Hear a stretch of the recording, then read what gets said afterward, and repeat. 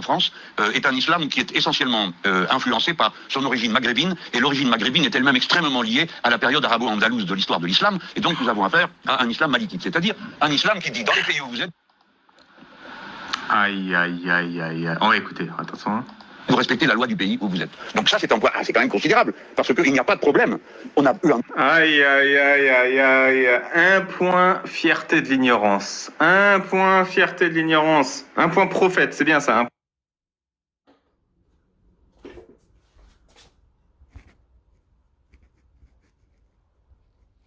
Point prophète. Merci Pierre. En France, est un islam qui est essentiellement influencé par son origine maghrébine, et l'origine maghrébine est elle-même extrêmement liée à la période arabo-andalouse de l'histoire de l'islam, et donc nous avons affaire à un islam malikite, c'est-à-dire un islam qui dit dans les pays où vous êtes... Aïe, aïe, aïe, aïe, aïe. On va écouter, attention. Vous respectez la loi du pays où vous êtes. Donc ça, c'est un point, c'est quand même considérable, parce qu'il n'y a pas de problème. On a eu un... Aïe, aïe, aïe, aïe, aïe. Un point fierté de l'ignorance. Un point fierté de l'ignorance. Un point prophète, c'est bien ça, un point prophète. Merci Pierre. Aïe, aïe, aïe, aïe, aïe, aïe, aïe. En vrai, c'est un double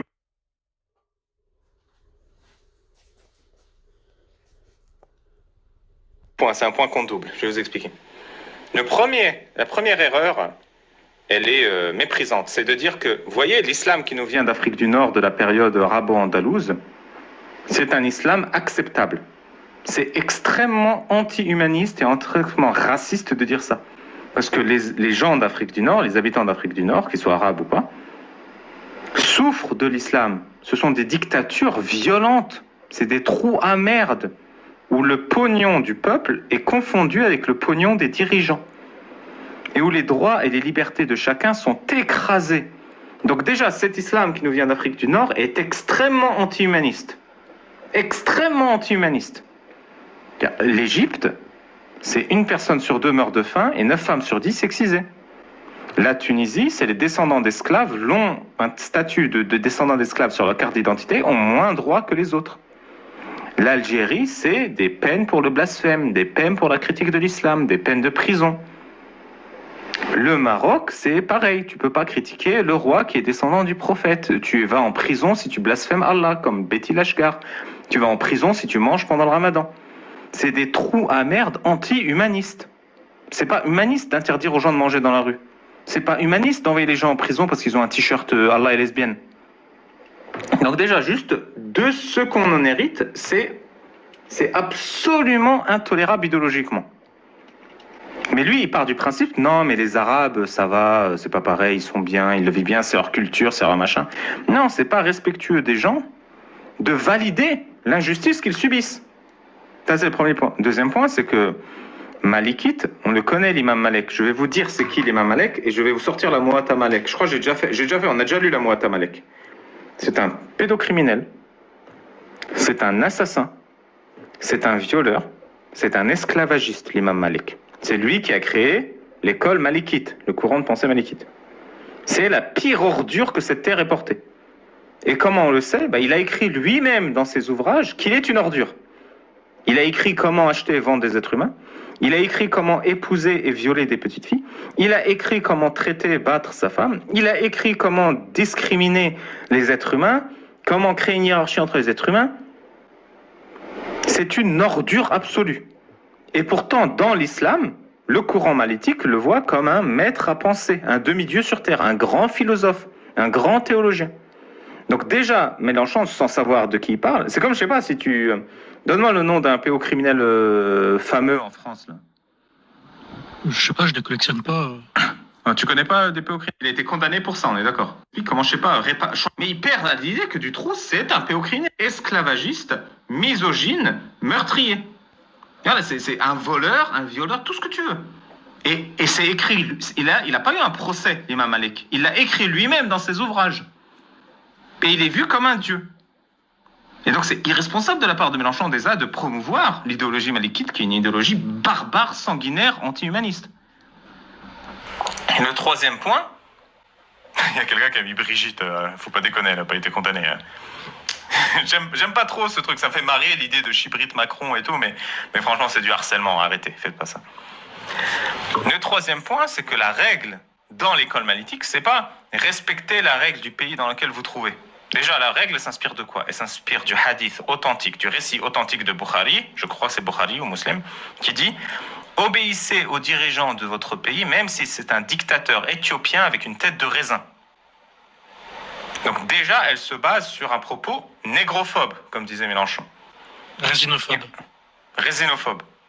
Et en plus, la règle, c'est quoi? C'est respecter les règles du pays tant que vous êtes en minorité pour ne pas vous faire tuer. Et je répète pour que vous sachiez, et ça c'est écrit dans la Muwatta Malek de l'imam Malek. L'idée derrière, c'est pas de respecter les règles du pays, c'est de les respecter pour que les musulmans puissent se reproduire et s'installer. Pour préserver leur vie jusqu'à qu'ils puissent prendre le pays. Donc l'imam Malek est un idéologue suprémaciste, envahissant, justement, comment on dit, c'est quoi le mot? Entriste. Pas confondre l'entrisme et l'entriste. Hein. Donc c'est très... Oui, c'est pas une tête de raisin, c'est une tête de raisin sec. Oui, exactement, merci.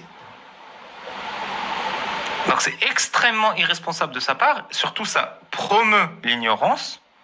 Ça promeut une idéologie dangereuse. L'école malikite est très dangereuse. Hein. Ça ne veut pas dire que les autres ne sont pas dangereuses, c'est tous des tarés, mais du coup, il glorifie un meurtrier et un criminel. Et surtout, il crée une fausse idée que non, mais respectez les lois du pays, faites rien. Mais la réalité, c'est respecter les lois du pays, mais vous ne mélangez pas à eux. Et on a des imams en 2025 francophones qui s'enregistrent en vidéo sur les réseaux qui disent « Celui qui agit comme un peuple fait partie de ce peuple ». Ils font ça en général pour Noël. Tu vas pas fêter Noël ou souhaiter joyeux Noël aux mécréants. Parce que si tu agis comme ce peuple, tu fais partie de ce peuple. Or, c'est islamiquement criminel de faire partie d'un peuple. Donc, respecte les lois du pays, mais tu ne fais pas partie du peuple du pays. Donc, l'idée de respecter les lois du pays, elle est séparatiste en fait. Ça c'est le prophète Mohammed qui le dit, et tout le monde l'utilise comme argument en France. Celui qui imite un peuple fait partie de ce peuple. Or, on ne peut pas, en tant que musulman, faire partie d'un peuple mécréant. Attends. Les Weebs sont japonais? Tout à fait. Merde. Et c'est pour ça que dans l'islam, par exemple, il y a la barbe. Parce que c'était pour s'opposer aux juifs qui avaient la moustache. C'est pourquoi dans l'islam, porter du jaune, c'est interdit. Parce que les mécréants portent du jaune. Donc nous, on ne va pas porter du jaune. L'idée, c'est toujours d'être séparatiste et que la communauté musulmane soit séparée où qu'elle soit. Quand elle est dominante, elle écrase. Quand elle est minoritaire, elle ne se mélange pas. Voilà, donc, je pense que c'est ultra important ce que je vais vous dire. Et, je vais faire des shorts de ce live, mais ça, c'est ultra important. Et Mélenchon, c'est un être humain comme tout le monde. Et du coup, il se fait avoir par les discours stupides des apologètes islamiques. C'est le piège, c'est pas dans le Coran. Non, mais le voile, c'est pas écrit dans le Coran. Oui, mais la question, c'est pas est-ce que le voile, c'est écrit dans le Coran ou pas, c'est qu'est-ce qu'on fait des petites filles voilées. Et du coup, l'idée de le voile, c'est pas écrit dans le Coran, c'est que dans la tête d'un mec comme Mélenchon, on se dit, c'est pas dans le Coran, donc on n'a pas à en parler. Non, on a toujours le problème des petites filles voilées. Si c'est pas dans le Coran, alors qu'est-ce que tu dis de toutes les femmes adultes voilées et de toutes les petites filles voilées? Oui, parce que l'islam, la pratique de l'islam, c'est pas le Coran. Le Coran, c'est du pipi de chat dans l'islam sunnite et dans l'islam chiite. 99% par la pratique de l'islam, c'est le droit. Le droit qui a été écrit, entre autres, par l'imam Malek de l'école malikite. C'est dans le droit qu'on sait comment voiler des enfants. C'est dans le droit qu'on sait comment épouser un enfant. C'est dans le droit qu'on sait comment assassiner un apostat. C'est pas dans le Coran, tout ça. Ce qui est une position de toute façon totalement stupide de se dire si c'est catholique, parce que je vous rappelle, pardon, je suis obligé de le dire, mais c'est la vie. 1906, je sais que l'esprit des Lumières, la pensée qui a cheminé de la Renaissance jusqu'à la Grande Révolution, doit à l'islam et au docteur de la foi islamique. Dans l'immédiat, je sais que l'esprit des Lumières, la pensée qui a cheminé de la Renaissance jusqu'à la Grande Révolution, doit à l'islam et au docteur de la foi islamique. En 2025, ce que l'islam fait de mieux en docteur de la foi islamique, c'est des pédocriminels, des criminels, des violeurs, des esclavagistes. Un docteur de la foi islamique défend ça. Et je peux le prouver 1000 fois. Je peux débattre devant n'importe quel ce que vous appelez docteur de la foi islamique. Pour montrer que l'islam sunnite en 2025 promeut ça. Alors imaginez aux Lumières. Mais de toute façon, ça n'a pas changé, c'est exactement les mêmes, vu que c'est la même chose depuis 1400 ans. Oui, que ce soit aux Lumières, aujourd'hui ou il y a 1400 ans, les docteurs de la foi islamique sont des criminels. Ils défendent vos lois criminelles, des actes criminels, des... Putain, j'ai bien fait de faire en entier là, hein, parce que... Non, mais c'est un dhimmi absolu. Encore une fois, il est en train de défendre l'islam. Il est en train de défendre l'islam comme une valeur vertueuse et humaniste. Le gars, il s'est converti, c'est pas possible. Je pense à coroniste, Averroès, hein. c'est pas son nom, c'est le nom qu'on a latinisé pour éviter d'avoir à citer un arabe dans nos sources. Oh là là, ce Cassos. Tu as parlé de qui là? Avicenne? Averroès. Tu connais Averroès ou pas? C'est un nom qui me parle. Je pense que j'en ai entendu parler quand j'étais... En arabe, Averroès, c'est Ibn Rushd. Je vais vous lire. On me l'a envoyé par email, celui-là, pour me préparer pour ce live. Bidayat al-Mujtahid de Ibn Rushd, donc Averroès, qui a... Attendez, je vais remettre la phrase de Mélenchon. Révolution. Un machin Il y a qui fait la peau cheminé. douce, non, c'est ça? C'est que l'esprit des Lumières, la pensée qui a cheminé de la Renaissance jusqu'à la Grande Révolution, La pensée qui a cheminé de la Renaissance jusqu'à la Grande Révolution doit à l'islam et doit, au docteur de la foi. doit à l'islam et au docteur de la foi, et il va citer Averroès, Ibn Rushd. Je pense à Averroès. Je pense à Averroès. Déjà, il en a qu'un, parce que c'est toujours le même qui est utilisé. Mais je vais vous dire ce que écrit Averroès et comment il a aidé à cheminer les pensées des Lumières, etc. Dans Bidayat al-Mujtahid de Ibn Rushd, le livre du mariage, tome 3, page 34, école malikite, ce que défend Mélenchon. Les savants divergent pour une autre raison liée à ces questions, qui est la façon d'élaborer l'analogie à partir d'un point où existe un consensus. Ils s'accordent en effet sur le fait que le père peut contraindre une vierge mineure et qu'il ne peut contraindre une femme majeure déjà déflorée, hormis quelques avis marginalisés dans les deux cas. Ils se sont alors opposés sur ce qui justifie la contrainte. Peut-on contraindre sa fille en tant que père parce qu'elle est vierge ou parce qu'elle est mineure? Celui qui dit que c'est la minorité en conclut que la vierge majeure n'est pas contrainte. Celui qui affirme que c'est la virginité considère que la vierge majeure peut être contrainte. Contrainte donc à se faire violer par un homme et déflorée par un homme.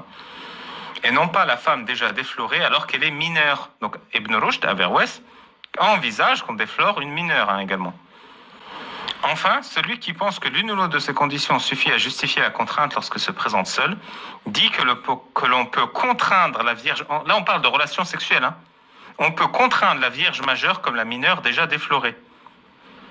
Donc Ibn Rushd, grand penseur, pense qu'un père peut contraindre à une relation sexuelle sa fille. Le premier raisonnement est celui d'Abu Hanifa, le deuxième celui d'Ash-Shafi'i et le troisième celui de Malek. Ils ont également divergé au sujet du type de défloraison qui annule la contrainte et oblige à une acceptation ou un refus explicite.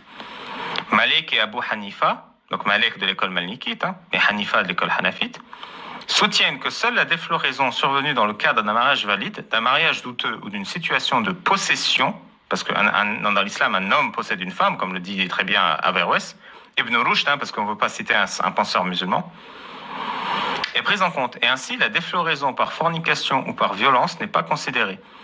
Ash-Shafi'i considère pour sa part que toute défloraison écarte la possibilité de contraindre. La raison de leur désaccord est la question de savoir si la règle se fonde sur la parole du prophète, que la prière et la paix soient sur lui. La femme déflorée est plus en droit de disposer de son corps que son tuteur. Vous entendez, le prophète Mohammed dit qu'une femme déflorée a plus de droits sur son corps que son tuteur. Et donc une femme non déflorée appartient à son tuteur. Dans les deux cas, une femme a un tuteur. Dans son acceptation juridique ou dans son sens purement linguistique. Ils s'accordent toutefois, donc tous ces pédocriminels et ces violeurs s'accordent toutefois sur le fait que le père peut contraindre son fils mineur à se marier, de même que sa fille mineure vierge, sans avoir besoin de son avis, en raison de ce qui est établi concernant le mariage du prophète, que la prière et la paix soient sur lui, avec Aïcha, qu'Allah soit satisfait d'elle, alors qu'elle avait sous ses 7 ans, et qu'il a consommé le mariage alors qu'elle avait 9 ans, grâce au mariage contracté par son père Abu Bakr. Voilà, grand penseur, Ibn Rushd, Averroès. Je dis Ibn Rushd parce que lui, il dit on utilise Averroès pour pas parler d'un docteur en foi islamique. Du coup, j'ai pas tout suivi, mais ça veut juste dire que depuis le début, là, je pense qu'on est capable de dire que Mélenchon est de l'école malékite, c'est ça? Tout à fait, comme toi d'ailleurs. Non, moi, je Bidaya suis al-Mujtahid, wa Nihaya al-Muqtasid de Ibn Rushd, c'est-à-dire Averroès, mais il ne faut pas le dire parce que c'est un arabe, le livre de la guerre déclarée, le livre de la guerre déclarée, chapitre de l'apostat, tome 4, page 242, école malikite. Si l'apostat est capturé sans avoir combattu, il y a consensus sur le fait qu'il doit être mis à mort, conformément à la parole du prophète. Celui qui change de religion, tuez-le. Il y a eu toutefois divergence, et là Mélenchon il défendait le fait qu'il y ait divergence dans l'islam. Oui, il y a divergence, il y a unanimité sur le fait qu'on le tue, mais il y a divergence sur ce qui sert à rien. Doit-on le mettre à mort ou l'inviter à se repentir avant? La majorité affirme que la femme doit être exécutée, tandis qu'Abu Hanifa a jugé l'inverse en la comparant à une mécréante de naissance. Certains disent quand même que même le repentir de l'apostat n'est pas accepté, comme l'imam Malik. Non, l'imam Malik propose qu'on l'exhorte au repentir. L'apostat qui a pris les armes puis a été vaincu et mis à mort en tant que brigand, et on ne l'invite pas à se repentir, à moins qu'il ne se convertisse à l'islam ou revienne à l'islam. Si cet apostat combattant embrasse l'islam après avoir été capturé ou avant de l'être, on trouve une divergence quant à son statut. S'il a combattu en terre de guerre, selon Malek, il est un ennemi et n'encourt aucune poursuite pour ses actes commis pendant son apostasie. S'il se convertit. En revanche, s'il a combattu en terre d'islam, sa conversion n'annule que la peine de hiraba, de banditisme. Et son statut pour ce qu'il a commis reste celui de l'apostat qui a commis un crime en terre d'islam, puis s'est converti par la suite. Les disciples de Malek, école malikite, ont divergé sur ce point. Certains considèrent qu'on applique la loi valable pour l'apostat en tenant compte de la date de la faute, et d'autres qu'on applique la loi valable pour le musulman en tenant compte de la date où le verdict est prononcé. Par ailleurs, dans ce chapitre, on discute également du statut de sorcier. L'imam Malek confirme que les sorciers doivent être mis à mort pour mécréance. Tu es un mécréant, Harry. Voilà, le grand penseur Ibn Rushd qui a influencé les Lumières. Non, pour vous dire à quel point il est conscient, il sait de quoi il parle, voilà. Il n'est pas du tout, l'insoumis Mélenchon, soumis aux mensonges qu'on lui raconte sur l'islam. Il est tout à fait lucide et il a fait ses recherches et il n'aime pas se tromper. C'est pas son nom, c'est le nom qu'on a latinisé pour éviter d'avoir à citer un arabe dans nos sources. Averroès est le premier qui va dire, et nos intellectuels à nous au Collège de France disent qu'il fait partie des fondateurs des Lumières. Ça, à mon avis, c'est un peu exagéré, mais j'ai compris ce qu'il voulait dire. Pourquoi? Parce qu'Averroès est le premier qui dit, à la consternation des chrétiens d'Occident, qui viennent, étant entrés par les croisades en contact avec les musulmans, ont ramené des sciences qu'on trouve avec sa tête. Les mathématiques, la physique, la chimie sont concernées. Comment peut-il y avoir deux vérités? L'une qu'enseigne le livre et la religion, et l'autre qu'on trouve avec sa tête. Eh bien... Voilà. Et donc ce qu'il veut dire, c'est que la seule vérité, c'est l'islam. Putain, mais c'est un trou du cul. Excuse-moi. Je disais, il est long son couscous. Ah bah ça, c'est un très bon couscous. Hein. Averroès règle ce problème. Et il dit, la vérité est une et indivisible, mais on y accède par des chemins différents. Il cite la rhétorique, la philosophie et la foi. Et Averroès, avec... Oui, mais à la fin, Allah existe et Mohammed est son prophète, on sait.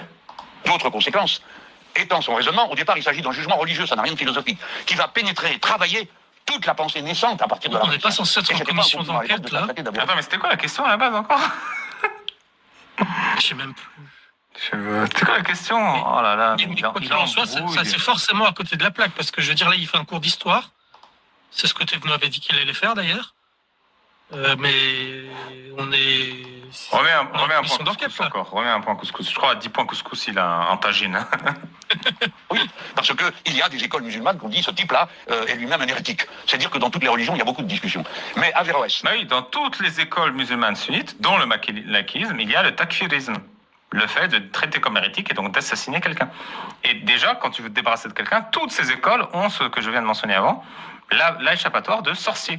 Quand tu accuses quelqu'un de sorcellerie, eh ben, l'autorité peut l'exécuter. Et comme la sorcellerie n'existe pas, on peut buter qui on veut sans preuve. Fait partie prenante totalement de la culture des Lumières françaises. Je dis bien les Lumières françaises, parce que les Lumières françaises sont particulières, comparées à celles des Pays-Bas, comparées à celles des autres pays. Les Lumières françaises ont pu déboucher sur la loi de 1905, qui n'est pas un athéisme d'État. Eh bien, il faut que nous soyons capables, quand on entend tant d'horreur, d'être capables de reconnaître les liens idéologiques qui nous ont bâtis en tant qu'humanité, tels que nous sommes aujourd'hui, tous autant que nous sommes. Voilà pourquoi je ne dirais pas l'islam est incompatible avec la République, parce que si vous allez par ce chemin... Non, parce qu'on a compris que tu t'es converti à l'islam. Bien des choses sont incompatibles avec la République. Mais c'est si on a de la République une vision fermée et non pas la vision de la liberté qu'elle porte. La République... Oui, la liberté, comme l'islam a une vision de la liberté, et l'islam a une vision humaniste, on a tout à fait compris, voilà. Le meurtre de l'apostat est libertaire et humaniste, évidemment. République, c'est d'abord la liberté et la souveraineté du peuple. Ce seront mes mots pour vous dire, Monsieur le Président, Monsieur le rapporteur, je suis certain que c'est nous tous, les laïcs, qui auront le dernier mot dans ce pays, comme d'habitude. Merci pour alors, 2 questions de collègues. Madame la Présidente Panot, puis Monsieur Sainteau, je vous propose de les faire. Encore une fois, la technique de manipulation, le peuple est de mon côté. C'est nous, les laïcs, qui aurons le dernier mot. Sous-entendu, vous, bande de trous du cul, vous n'êtes pas laïcs. Donc, un point, la République, c'est moi. Non, la laïcité, c'est moi. Ouais, mais non, mais c'est sa phrase culte, je sais pas si t'avais... Oui, c'est ça, la laïcité, c'est moi. La République islamique, c'est moi, j'avais mis sur ma vignette d'ailleurs. Plus tenir les délais. Merci, Madame la Présidente Panot. Merci, Monsieur le Président, Monsieur le rapporteur.